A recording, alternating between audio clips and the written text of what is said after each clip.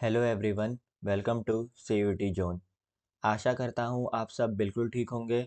हम current affairs की series में एक और वीडियो लेके आ गए हैं और आज हम कुछ और करंट अफेयर्स जो हैं जो कि आपके एग्ज़ाम के पॉइंट ऑफ व्यू से इम्पोर्टेंट हो सकते हैं, उनको हम आज डिस्कस करेंगे इस सीरीज़ में। अगर आपने अभी तक हमारा चैनल सब्सक्राइब नहीं किया है तो जल्दी से सब्सक्राइब कर लीजिए और हमारा जो टेलीग्राम चैनल है अगर आपने उसको अभी तक ज्वाइन नहीं किया है तो आप उसको भी ज्वाइन कर लीजिए ताकि आप डेली क्विज़ दे सकें। जो काफ़ी सारे क्विज़ कराए जाते हैं जो कि आपके एग्ज़ाम के पॉइंट ऑफ व्यू से बहुत ज़्यादा इम्पोर्टेंट है, उन क्विज़ को आप दे पाएँ और अपनी प्रिपरेशन को और ज़्यादा बूस्ट कर पाएँ। जो हमारा टेलीग्राम चैनल का लिंक है वो आपको ग्रुप के डिस्क्रिप्शन में मिल जाएगा। और चलिए हम फिर शुरू करते हैं आज की वीडियो के साथ और आज का पहला करंट अफेयर जो है वो देखते हैं। देखिए, सवाल पूछा गया है कि वर्ल्ड वेटनरी डे जो है वो कब मनाया गया साल 2023 में, यानी कि इस साल। देखिए, चाहे आप कैट पर्सन हो, डॉग पर्सन हो, रैबिट पर्सन हो या फिर एक हॉर्स पर्सन हो, एक चीज़ है हर एनिमल लवर से रिलेटेड, हर एनिमल लवर में जो कॉमन है वो है वेटनरी डॉक्टर्स जो होते हैं, जो हमारे पेट्स की या फिर जो हमारे इकोसिस्टम में जो एनिमल्स हैं उनकी देखभाल करते हैं और उनका ध्यान रखते हैं। ये जो वेटनरी डॉक्टर्स हैं, ये सभी एनिमल्स को बहुत अच्छे से ट्रीट करते हैं और सबका अच्छे ढंग से ट्रीटमेंट करते हैं। वर्ल्ड वेटनरी डे जो है ये एक एनुअल इवेंट होता है जिसको सेलिब्रेट किया जाता है हर महीने, माफ़ कीजिएगा, हर साल अप्रैल के आखिरी सैटरडे को। ये पहली बार मनाया गया था वर्ल्ड वेटनरी एसोसिएशन के द्वारा सन 2000 में और ये एक हमको अपॉर्चुनिटी देता है ताकि हम सेलिब्रेट कर सकें कंट्रीब्यूशन वेटनरी डॉक्टर्स का, जो हमारे एनिमल्स की देखभाल करते हैं और जो एनिमल्स हमारे साथ हमारी सोसाइटी में रहते हैं। ये दिन जो है ये एक तरीके का लक्ष्य है अवेयरनेस फैलाने का, ये दिखाने का कि ये कितना इम्पोर्टेंट रोल प्ले करते हैं एनिमल हेल्थ केयर सिस्टम में। ये सिर्फ एनिमल्स का ही ध्यान नहीं रखते, एनिमल्स से बहुत सारी बीमारियां ऐसी होती है जो ह्यूमंस में भी आती हैं। उन बीमारियों का भी ये इलाज करते हैं, प्रिवेंट करते हैं कि वो बीमारियां जो है वो इंसानों तक ना पहुंचे और एक सेफ्टी प्रोवाइड कराते हैं ये फूड सप्लाई में। हर साल जो वर्ल्ड वेटनरी एसोसिएशन है वो डिफरेंट थीम्स चुनता है इस दिन के लिए और हर थीम का एक अलग-अलग मतलब होता है, एक अलग-अलग एम होता है। तो आप याद रखिएगा, इस साल जो 29 अप्रैल था वो वर्ल्ड वेटनरी डे था, क्योंकि अप्रैल का जो आखिरी सैटरडे होता है उस दिन हम वर्ल्ड वेटनरी डे सेलिब्रेट करते हैं। चलिए अब हम बढ़ते हैं हमारे अगले सवाल की तरफ, जो कि है which movie won the best film award at the state Hyundai film fair awards. देखिए, हुंडई फिल्म फेयर अवार्ड्स किसने जीता था बेस्ट फिल्म के लिए? तो आप जैसा अपनी स्क्रीन पे देख सकते हैं, आलिया भट्ट की मूवी थी ये गंगूबाई काठियावाड़ी। ये फिल्म जो है ये 25 फरवरी 2022 को रिलीज़ हुई थी। ये फिल्म जो है एक सच्ची घटना पे आधारित है, एक सच्ची कहानी पे आधारित है, जिनका नाम था गंगूबाई हरजीवन दास। ये कहानी जो है, ये फ़िल्म जो है उनकी लाइफ़ पे डॉक्यूमेंटेड है और एक किताब के ऊ से ये इंस्पायर है जिस किताब का नाम था माफिया क्वींस ऑफ मुंबई। इस किताब को लिखा था एस हुसैन जैदी ने। ये फ़िल्म जो है संजय लीला भंसाली ने बनाई है, जो कि बहुत पॉपुलर एक डायरेक्टर हैं इंडिया के अंदर, और इनके साथ जयंती लाल गड़ा ने मिलके बनाई है। आलिया भट्ट जो हैं इन्होंने गंगूबाई का रोल किया है, इसके अंदर कैरेक्टर को प्ले किया है और इसके अंदर और भी एक्टर्स थे जैसे शांतनु महेश्वरी, विजय राज, इंदिरा तिवारी, सीमा पावा और अजय देवगन जो हैं उन्होंने कैमियो अपीयरेंस दिया था इस फ़िल्म के अंदर। आलिया भट्ट को अमिताभ बच्चन के द्वारा बहुत सराहा गया, बहुत तारीफ़ की गई उनकी और उन्होंने कहा कि Alia you are beyond magnificent in Gangubai, यानी कि तुम बहुत अच्छे से भी बहुत ज़्यादा अच्छी थी गंगूबाई में तुमने बहुत अच्छा रोल किया है। हम सभी को ये मूवी ज़रूर एक बार देखनी चाहिए, क्योंकि ये जो सेक्स वर्कर्स की प्रॉब्लम है इंडिया के अंदर, उससे डील करती है और दिखाती है कि उनको भी अधिकार है, उनके बच्चों को भी अधिकार है जीने का। चलिए अब हम बढ़ते हैं हमारे अगले सवाल की तरफ, जो कि है what is the focus of the India UK net zero innovation virtual centre. देखिए, India UK science and innovation council की जो मीटिंग हुई थी, उसे चेयर किया था union minister doctor Jitendra Singh ने और यूके के मिनिस्टर जॉर्ज फ्रीमैन ने। ये अनाउंस किया गया कि ये दोनों कंट्री मिलके कोलैबोरेट करेगी और इस्टेब्लिश करेगी India UK net zero innovation virtual centre, जिसका मेन मकसद होगा decarbonisation of manufacturing process and transport system. अगला है what is the name of the world's first robotic check in assistant launched by Emirates. देखिए, check in मतलब होता है जिस समय आप एयरपोर्ट पे जाते हैं, अपना बैग देते हैं, वो आपका बैग रख लेते हैं, लगेज रख लेते हैं, आपका जो टिकट है उसको चेक करते हैं, आपके पासपोर्ट को चेक करते हैं। इस प्रोसेस को हम बोलते हैं चेक इन। ये जब बिजी एयरपोर्ट्स पे काफ़ी लेंदी प्रोसेस हो जाता था, काफ़ी समय लग जाता था इसको करने में, क्योंकि काफ़ी ज़्यादा भीड़ हो जाती थी और इस वजह से कई लोग जो थे वो फ्लाइट अपनी बोर्ड नहीं कर पाते थे। इस वजह से दुबई बेस्ड एयरलाइंस जो है, जिसका नाम एमिरेट्स है, उन्होंने एक नया इनोवेशन किया है और पहला रोबोटिक मशीन बनाया है, जो कि चेक इन असिस्टेंट है। यहाँ आप देख सकते हैं 2 ग्राउंड स्टाफ के बीच में जो नया रोबोट है वो खड़ा है। इसको नाम दिया गया है सारा। ऑप्शन बी इज़ करेक्ट, सारा। अब मैं आपको समझाता हूँ कि ये सारा करती क्या है या ये सारा करता क्या है। ये सिस्टम जो है, ये बेसिकली है कि ऐसे लोगों की मदद करना जो कि ट्रैवल करने आ रहे हैं बाय प्लेन। ये उनके पासपोर्ट से उनका फेस मैच कर सकती है, ये उनका फेस को स्कैन कर सकती है, पैसेंजर्स का चेक इन करा सकती है, उनको गाइड कर सकती है कि किस एरिया में आपको अपना बैग रखना है। और ये फैसिलिटी जो है ये शुरू की गई थी 27 अप्रैल से, 2023 की बात हो रही है, जो कि कस्टमर्स को ये आसानी प्रोवाइड कराती थी कि वो बहुत आराम से अपना चेक इन जो है उसे कर सकते हैं। और इस प्रोसेस में इंसान के कंपैरिजन में इनको काफ़ी कम समय लगता था। लेकिन कुछ लोगों का कहना है और एमिरेट्स का कहना है कि कुछ दिनों में वो इन इस मशीन में सारा जो रोबोट है इसमें हैंड्स को भी ऐड कर देंगे, जिससे ये लगेज जो है लोगों का वो एक जगह से दूसरी जगह पहुंचा सके, लगेज जो है उसको भी कलेक्ट कर सके। तो ये एक बहुत अच्छा इनोवेशन है, जो कि मुझे लगता है कि अगर एमिरेट्स ने किया है और दुबई में सक्सेस होता है, तो इसको जितने भी बिजी एयरपोर्ट्स हैं, जैसे कि आईजीआई एयरपोर्ट है, दिल्ली का इंदिरा गांधी इंटरनेशनल एयरपोर्ट, या फिर जो मुंबई का एयरपोर्ट है, बैंगलोर का एयरपोर्ट है, जो कि काफ़ी ज़्यादा बिजी रहते हैं, उन एयरपोर्ट्स पे अगर इस मशीन को इंस्टॉल किया जाए, इस रोबोट को इंस्टॉल किया जाए, तो ये काफ़ी ज़्यादा हेल्पफुल होंगे पैसेंजर्स के लिए। तो इसका करेक्ट आंसर जो है वो है सारा। चलिए अब हम बढ़ते हैं हमारे अगले क्वेश्चन की तरफ, जो कि है which country has declared the year 2023 as the international year of millets, IYM 2023 by the United Nation General Assembly. देखिए, डोमेस्टिक और ग्लोबल डिमांड को बढ़ाने के लिए और क्रिएट करने के लिए, न्यूट्रिशनल फूड जो होता है लोगों के लिए, उसकी जागरूकता को बढ़ाने के लिए, गवर्नमेंट ऑफ इंडिया जो था उसने प्रपोज किया था यूनाइटेड नेशंस के आगे कि 2023 को इंटरनेशनल ईयर ऑफ मिलेट्स के तौर पे डिक्लेयर किया जाना चाहिए।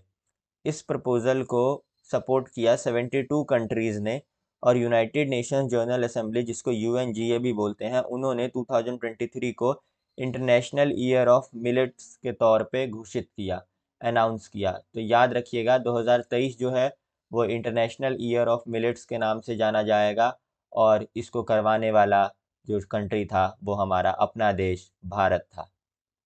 हम अगले सवाल की ओर बढ़ते हैं।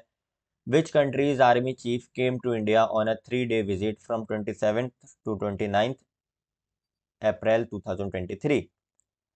तो बांग्लादेश के जो आर्मी चीफ थे, या फिर जिसे आप कह सकते हो आर्मी स्टाफ जनरल, उनका नाम है SM सफ़ीउद्दीन अहमद। ये आए थे 3 दिन की विज़िट पे 27 से 29 अप्रैल 2023 तक। इन्होंने विज़िट किया इंडिया को और यहाँ के इन्वेंशंस देखे अलग-अलग, और साथ में जो जनरल मनोज पांडे हैं, उनसे भी ये मिले। जो बांग्लादेश आर्मी के चीफ थे, उन्होंने अपनी विज़िट जो थी वो शुरू की नेशनल वॉर मेमोरियल से। नेशनल वॉर मेमोरियल जो है वो इंडिया गेट के पास है, जो कि शहीदों को, हमारे देश के शहीदों को श्रद्धांजलि देने के लिए बनाया गया था, उनकी याद में बनाया गया था। और वहाँ पे इन्होंने उन्हें होमेज दिया, और उसके बाद ये जो थे, ये आके मिलते हैं army chief General Manoj Pande से। चलिए अब हम बढ़ते हैं हमारे अगले सवाल की तरफ, जो कि है जॉइंट मिलिट्री एक्सरसाइज अजेय warrior 23 took place between which countries. तो देखिए, जो 7th एडिशन है जॉइंट मिलिट्री एक्सरसाइज अजेय वॉरियर 2023 का, ये हुआ था इंडिया और यूके के बीच में, जो कि सलिसबरी प्लेन्स, जो कि यूनाइटेड किंगडम में है, वहाँ पे हुआ था 27 अप्रैल से 11 मई 2023 तक। एक्सरसाइज अजेय वॉरियर जो है, ये एक ट्रेनिंग इवेंट था जो कि यूनाइटेड नेशंस के द्वारा कराया गया था, और ये अल्टरनेटिवली कराया जाता है यूनाइटेड किंगडम और इंडिया के बीच में। जो लास्ट एडिशन था, जैसा मैंने बताया आपको कि ये अल्टरनेटिव ईयर्स में कराया जाता है, तो जो लास्ट एडिशन था वो हुआ था चौभाटिया नाम की जगह है उत्तराखंड में, वहाँ पे साल 2021 के अक्टूबर में। आपको कमेंट करके बताना है कि उत्तराखंड के चीफ मिनिस्टर का क्या नाम है और उत्तराखंड के कैपिटल का क्या नाम है। जल्दी जाइए और जाके कमेंट करके बताइए। ये एक बहुत आसान सवाल है, जो मुझे लगता है कि आप सभी को ज़रूर आता होगा। तो जल्दी जाइए और आप कमेंट करके बताइए, ताकि हम जान सकें आपको यह आता है या फिर नहीं आता है। अगले सवाल की तरफ हम बढ़ते हैं। Which programme started by Prime Minister Modi harnesses the unique strength of radio to reach out to the widest possible audience. देखिए, इसका करेक्ट आंसर जो है वो है मन की बात। लेकिन मैं आपको कुछ और भी एक्स्ट्रा इन्फॉर्मेशन दे देता हूँ, जो कि आपके लिए हो सकता है हेल्पफुल हो। प्राइम मिनिस्टर हमारे जो हैं नरेंद्र मोदी जी, इन्होंने वर्चुअली इनॉग्रेट किया है 91 FM ट्रांसमीटर्स को, जो कि 100 वॉट पे चलेगा, और ये एक बूस्ट देगा रेडियो कनेक्टिविटी को पूरे देश के अंदर। जो गवर्नमेंट है वो काफ़ी ज़्यादा कमिटेड है FM की कनेक्टिविटी को इन्हेंस करने में पूरे देश के अंदर। जो 91 FM होगा वो इंस्टॉल किया जाएगा 84 डिस्ट्रिक्ट्स में, 18 स्टेट्स में और 2 यूनियन टेरिटरीज़ में। ऐसा बताया है प्राइम मिनिस्टर ऑफिस ने। देखिए, आपको, मेरे पास एक सवाल है आपके लिए, आपको जाके कमेंट करके बताना है कि वर्ल्ड रेडियो डे जो है वो कब सेलिब्रेट किया जाता है। अगर आपने हमारी कल की वीडियो देखी होगी तो आपको ज़रूर पता होगा कि वर्ल्ड रेडियो डे जो है वो किस दिन मनाया जाता है। अगला सवाल है, सवाल नहीं है ये एक करंट अफेयर है, जो कि मैं आपको बताता हूँ। पीटी उषा, सबसे पहले आप जाके कमेंट करके बताइए कि पीटी उषा को और किस नाम से जाना जाता है। क्योंकि जैसा कि हम सभी जानते हैं, पीटी उषा भारत देश की बेटी हैं और इनको एक और नाम से जाना जाता है। आप जल्दी जाइए और जाके कमेंट कीजिए कि पीटी उषा को और किस नाम से जाना जाता है। अब हम आते हैं हमारे करंट अफेयर पे। तो देखिए, एक नया एरा शुरू हुआ है कंट्री के स्पोर्ट्स एडमिनिस्ट्रेशन में, क्योंकि जो लेजेंडरी पीटी उषा हैं, उन्हें दिसंबर 10 को इलेक्ट किया गया था पहली महिला प्रेसिडेंट के तौर पे इंडियन ओलंपिक एसोसिएशन की, यानी कि आईओए की। जो 58 ईयर ओल्ड पीटी उषा जी हैं, ये मल्टीपल एशियन गेम्स के अंदर गोल्ड मेडल लेके आई हैं, और कई सारे गेम्स के अंदर इन्होंने भारत देश का नाम बहुत ज़्यादा रोशन किया है। पूरे दुनिया में इन्होंने भारत का नाम बहुत ज़्यादा रोशन किया है, और ये एक बहुत अच्छा स्टेप है गवर्नमेंट का कि उन्होंने इतने अच्छे खिलाड़ी को इंडियन ओलंपिक एसोसिएशन का प्रेसिडेंट के तौर पे चुना है, और वो भी पहली महिला प्रेसिडेंट है ये। तो मैं आशा करता हूँ कि ये सभी खिलाड़ियों को समझेंगी, क्योंकि ये खुद ही एक खिलाड़ी हैं, और ये सभी खिलाड़ियों की बहुत ज़्यादा मदद करेंगी और अपने पद को बहुत अच्छे से संभालेंगी। तो ये हमारी गवर्नमेंट का एक बहुत अच्छा इनिशिएटिव है जिसको हम सभी को अप्रिशिएट करना चाहिए। चलिए अब हम बढ़ते हैं हमारे अगले करंट अफेयर की तरफ। What is operation Kaveri? देखिए, इंडियन एयरफोर्स का फ्लाइट नंबर C-130 जो कि फाइनल बैच यानी कि आखिरी जो लोग बचे हुए थे 47 पैसेंजर्स, उनको अपने घर वापस लेके आता है एक बहुत खतरनाक ऑपरेशन के थ्रू जिसका नाम था ऑपरेशन कावेरी। टोटल 3,862 लोग जो थे उनको सूडान से लेके आया जाता है एक्सटर्नल अफेयर मिनिस्ट्री के द्वारा हमारे देश में वापस। ऐसा एस जयशंकर जो कि हमारे देश के फॉरेन मिनिस्टर हैं उन्होंने बताया है। सूडान में अभी समस्या चल रही है, क्राइसिस चल रहा है, वहाँ पे बहुत बुरी कंडीशन है। इस सिचुएशन में वहाँ से इंडिया सिटीजन्स को इवैक्यूएट करके लेके आया गया है हमारे देश। आपको कमेंट करके बताना है उस ऑपरेशन का क्या नाम था जिसमें इंडिया ने टर्की की मदद की है। टर्की में जो अर्थक्वेक आया है उसमें जो इंडिया ने मदद की है टर्की की, उस ऑपरेशन का क्या नाम है? जल्दी जाइए और जाके कमेंट करके बताइए कि उस ऑपरेशन का नाम क्या है। हम अगले सवाल की तरफ बढ़ते हैं। इस सवाल का जवाब मैं नहीं दूंगा, इस सवाल का जवाब मुझे आप देंगे, लेकिन उत्तर तो इसमें स्लाइड में ही लिख दिया है। देखिए, 25 अप्रैल को वर्ल्ड मलेरिया डे मनाया जाता है। जैसा मैंने आपको पिछले कई सारी वीडियोस में बताया है, मलेरिया डे जो है वो क्या है? तो मलेरिया हर साल हज़ारों लोगों की जान लेता है और ये मच्छर की वजह से फैलता है। तो अगर हम मच्छरों को ही नहीं फैलने देंगे तो ये बीमारी भी नहीं होगी।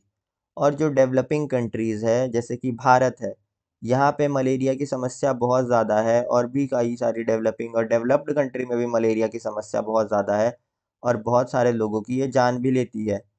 तो जो अवेयरनेस है मलेरिया के लिए उसको बढ़ाने के लिए हर साल 25 अप्रैल को वर्ल्ड मलेरिया डे को ऑब्ज़र्व किया जाता है ताकि लोग जो हैं वो अवेयर हो सकें और थोड़ा देख-रेख कर सकें अपने आप का ध्यान रख सकें। अगला सवाल है who is the chief of the pro Khalistan radical organisation Waris Punjab De? देखिए, अमृतपाल सिंह, कुछ साल पहले तक इनको कोई नहीं जानता था और सडनली ये बहुत ज़्यादा पॉपुलर हो जाते हैं और अपने एक अलग देश की डिमांड कर रहे हैं, जैसा कि कुछ साल पहले भी हुआ था और उसमें इंदिरा गांधी ने गोल्डन टेम्पल के अंदर घुस के कुछ लोगों को मरवाया था। क्योंकि वो लोग प्रो खालिस्तानी थे, इनका कहना है कि पंजाब को एक अलग स्टेट किया जाए और माफ़ कीजिएगा पंजाब को एक अलग देश बनाया जाए और भी इनकी बहुत सारी डिमांड्स हैं। तो आपको मुझे बताना है कि जिस ऑपरेशन के तहत प्रो खालिस्तानी मूवमेंट को शांत किया गया था और इंदिरा गांधी ने अ, जो एक्शन लिया था, जो वो ऑपरेशन था, उस ऑपरेशन का क्या नाम था जो कि गोल्डन टेम्पल के अंदर हुआ था और जो उग्रवादी थे, उनको मरवा दिया गया था। जल्दी जाइए और जाके कमेंट करके बताइए उस ऑपरेशन का नाम क्या था?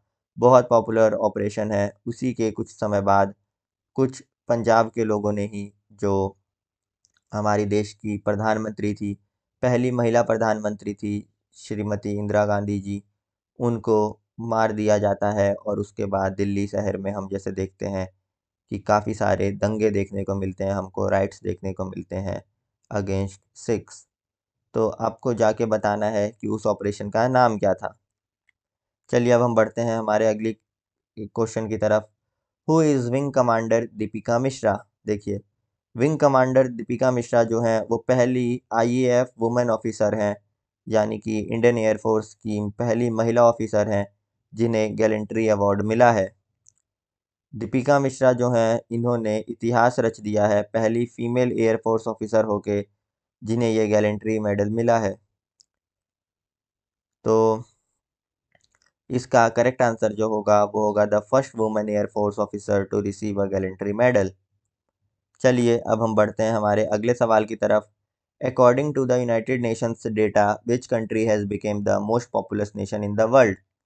देखिए, इसका करेक्ट आंसर जो है वो, अगर आप 2011 के सेंसस के अकॉर्डिंग देखेंगे जो हमारे देश में हुआ था, तो हम सेकंड नंबर पे आते हैं और नंबर 1 पे जो है वो चाइना आता है।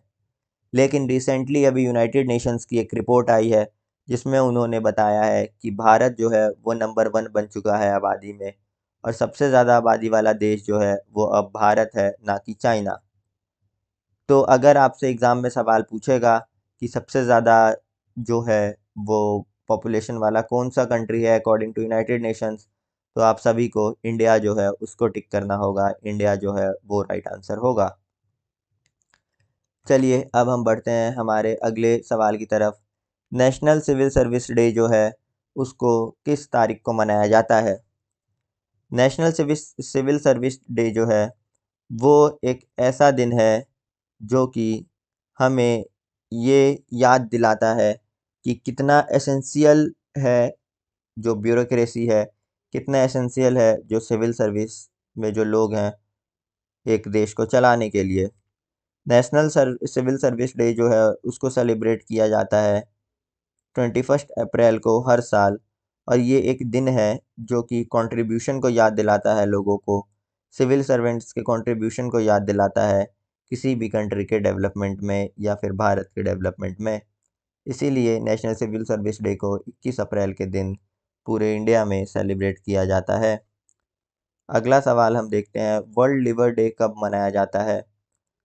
हम जैसे कि आजकल देख रहे हैं फास्ट फूड, जंक फूड खाने की वजह से और काफ़ी ज़्यादा अल्कोहल कंज्यूम करने की वजह से लोगों के लिवर की हेल्थ बहुत ज़्यादा ख़राब हो गई है। छोटे-छोटे बच्चों को आजकल बाहर का जंक फूड खा के काफ़ी ज़्यादा लिवर की प्रॉब्लम्स देखने को मिल रही है। आपको बताना है कि लिवर डे जो है उसे कब सेलिब्रेट किया जाता है। सेलिब्रेट इसके लिए एक सही शब्द नहीं होगा, इसके लिए सही शब्द ऑब्ज़र्व होगा। किस दिन लिवर डे को ऑब्ज़र्व किया जाता है, ताकि इस दिन को मनाया जाता है लोगों के बीच में जागरूकता फैलाने के लिए। जल्दी जाइए और जाके कमेंट करके बताइए वर्ल्ड लिवर डे किस दिन मनाया जाता है। चलिए अब हम अगले सवाल की तरफ बढ़ते हैं जो कि है, who won the gold medal in the men's 57 KG free style category at the Asian wrestling championships 2023 in Astana Kazakhstan?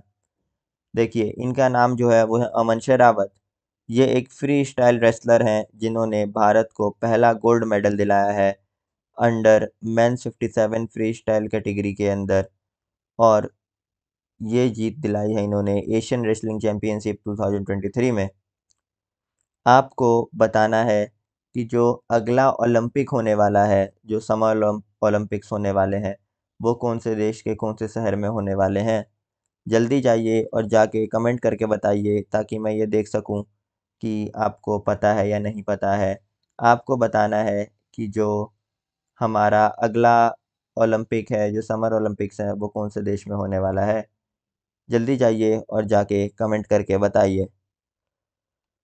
हम अगले सवाल की तरफ बढ़ते हैं जो कि है, how many member states currently comprise the Shanghai Cooperation Organisation, या फिर जिसको बोलते हैं एससीओ। संघाई कोऑपरेशन ऑर्गेनाइजेशन जो है ये एक इंटरनेशनल अलायंस है जिसके अंदर 8 मेंबर स्टेट्स हैं, 4 ऑब्जर्वर्स हैं यूरेशियन कंट्रीज़ के, और इसको इस्टेब्लिश किया गया था 26 अप्रैल 1996 के दिन, 1996 के दिन, और उस समय इसका नाम रखा गया था संघाई 5। लेकिन आज इसमें 8 कंट्रीज़ हैं, और जो इसका पूरा नाम है वो है the Shanghai corporation organisation, SCO. आपको जाके कमेंट करके बताना है कि जो संघाई कॉर्पोरेशन ऑर्गेनाइजेशन है इसका हेडक्वार्टर कहाँ पे है। जल्दी जाइए और जाके कमेंट करके बताइए कि इसका हेडक्वार्टर कहाँ पे है। चलिए अब हम बढ़ते हैं हमारे अगले सवाल की तरफ। The Election Commission of India has granted national party status to which political party on 10 April 2023? देखिए, अरविंद केजरीवाल की जो पार्टी है आम आदमी पार्टी, उसको ईसीआई यानी कि इलेक्शन कमीशन ऑफ इंडिया ने 10 अप्रैल 2023 को स्टेटस दिया है नेशनल पार्टी का, वहीं पे कुछ पार्टियों का नेशनल पार्टी का स्टेटस ले भी लिया गया है, जैसे Trinamool Congress, communist party of India और नेशनल कांग्रेस पार्टी, माफ़ कीजिएगा nationalist Congress party. Election commission जो है वो कहती है कि आप यानी कि नेशनल स्टेटस जो है आपका आम आदमी पार्टी का, वो मिला है एनसीपी, सीपीआई और टीएमसी के रिमूवल के बाद। अब सिर्फ हमारे देश के अंदर 6 नेशनल पार्टीज़ रह चुकी हैं, जो कि है BJP, Congress, National People's Party, CPM, Bahujan Samaj Party और अभी जुड़ा है Aam Aadmi Party. Election Commission के अकॉर्डिंग एक पार्टी को नेशनल स्टेटस लेने के लिए कम से कम 4 स्टेट्स के अंदर रिकॉग्नाइजेशन होना चाहिए। उसे स्टेट पार्टी के तौर पे सिक्योर करना चाहिए एटलीस्ट 6% टोटल वोट्स का, और 2 सीट होनी चाहिए हर असेंबली में, लोकसभा पोल्स में। तभी किसी पार्टी को जो है वो नेशनल पार्टी का दर्जा मिलेगा, और आम आदमी पार्टी जो है उसको अब नेशनल पार्टी का दर्जा जो है वो मिल चुका है। तो ये था हमारे आज का लास्ट क्वेश्चन। आशा करता हूँ आप सभी लोग जो हैं वो समझ गए होंगे। अगर आपको किसी भी सवाल में कोई डाउट होता है तो आप नीचे कमेंट करके पूछ सकते हैं, और अगर आपने अभी तक सभी सवालों के जवाब नहीं दिए हैं तो आप वीडियो पॉज़ करके पहले जवाब दे दीजिए, ताकि आपकी साथ के साथ प्रैक्टिस होता रहे और आप साथ में इसके नोट्स भी बना लीजिए। और अगर आपने अभी तक टेलीग्राम जॉइन नहीं किया है तो जल्दी से जाके आप टेलीग्राम चैनल भी जॉइन कर लीजिए, और साथ में हमारा यूट्यूब चैनल जो है उसको भी सब्सक्राइब कर लीजिए, ताकि जो भी वीडियोज़ हैं वो आपको सबसे पहले मिलें और आप बाकी बच्चों से 2 कदम आगे रहें और अच्छी प्रिपरेशन करें। Best of luck.